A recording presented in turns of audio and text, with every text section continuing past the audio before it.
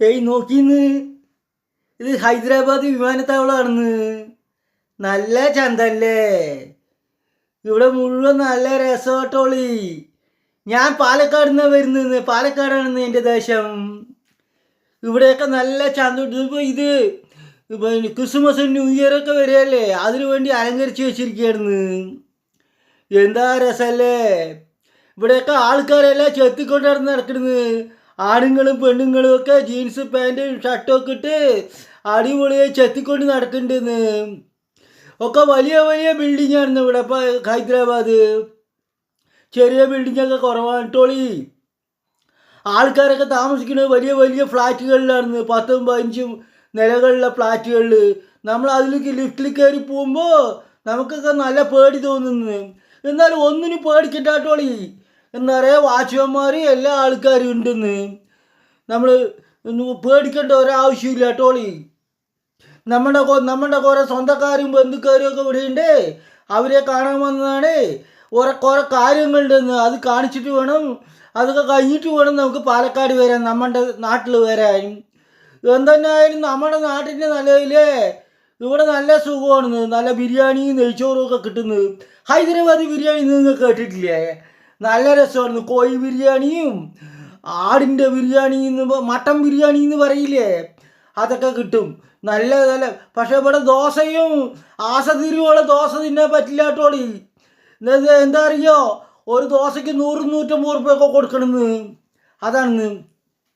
നമ്മുടെ നാട്ടിലൊക്കെ നമ്മൾ തങ്ങുമീൻ ചുട്ടതും കഞ്ഞിയൊക്കെ കുടിക്കില്ലേ, അതൊന്നും ഇവിടെ കിട്ടില്ല കേട്ടോളി. അത് പറഞ്ഞ് നടക്കേ വേണ്ട. ഇവിടെ മുഴുവൻ വേറെ തരം ഫുഡാണെന്ന്. ചപ്പാത്തി, പിന്നെ പനീർ പൊട്ടർ മസാല, അങ്ങനെ എന്തൊക്കെ സംഭവം. പക്ഷെ നമ്മളെ പോക്കറ്റ് കീറിട്ടോളി. തമാശ കളിയല്ല, തമാശ കളിച്ചിട്ട് ഒരു കാര്യമില്ല. കയ്യിൽ പോക്കറ്റ് നിറയെ പൈസ ഉണ്ടെങ്കിൽ മാത്രമേ നമുക്ക് കഴിക്കാൻ പറ്റിയിട്ടുള്ളൂ കേട്ടോളി. അല്ലെങ്കിൽ നമ്മളിവിടെ മാവരയ്ക്കാൻ കൂടെ നിൽക്കില്ല, അവിടെ പട്ടി നോക്കാൻ നിൽക്കേണ്ടി വരും കേട്ടോളി. നല്ല രസമാണ്. പറയുന്നത് കേട്ടിട്ടുണ്ട്, കോഴി ഇത് ഇവിടുത്തെ ബിരിയാണി, ഹൈദരാബാദ് ബിരിയാണി നല്ലതാണെന്ന്.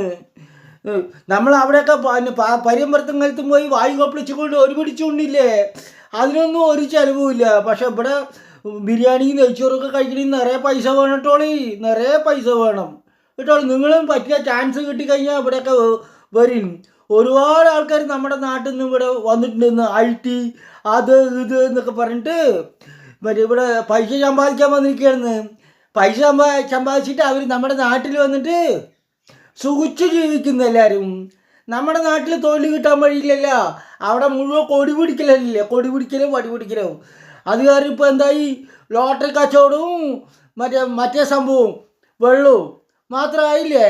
അവിടെ ആർക്കും തൊഴിൽ കിട്ടുമോ? പക്ഷെ ഇവിടെ എല്ലാവർക്കും തൊഴിൽ കിട്ടിയിട്ടുള്ളൂ.